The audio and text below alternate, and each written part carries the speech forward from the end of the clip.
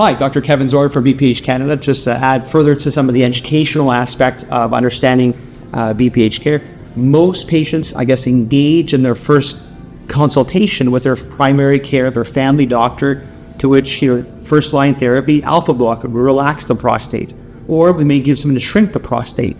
And even though we give those medications, they do slow down the process of BPH, but there still can be progression. So just to show this is a pivotal study published by Dr. McConnell, New England Journal of Medicine, 2003, in which patients were part of the MTOP study were given either placebo, nothing at all, and you can see that their likelihood of progression to need surgery, that they may fall into retention, up to 20% at 5.5 years.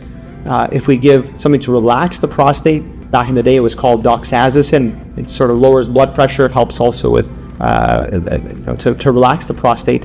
And finasteride, still nonetheless, if you give these medications, there's still a process of growth. So these therapies, even in combination, slow down, but doesn't necessarily guarantee that you won't progress needing a therapy such as surgery.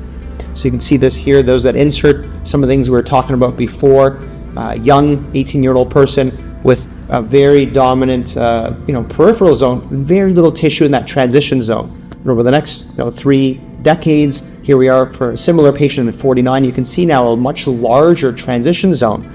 That's transitioning, is growing under various genetic or inflammatory or various other elements that we're not clear on, but that part grows, and as it grows, it starts constricting that tube.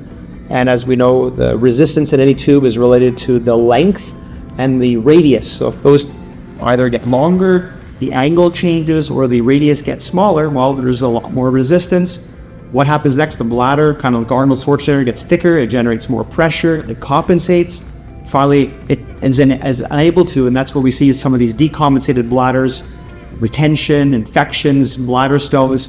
So to get involved earlier is probably a good suit, even to go get checked. What's my prostate volume? How am I urinating? And doing that periodically, probably a good thing to do to prevent the inevitable, as we all get older, these are things that will continue to grow and to better manage it at an earlier stage. So to learn more, come visit us on bphcanada.com or give us a call, 514-443-0808.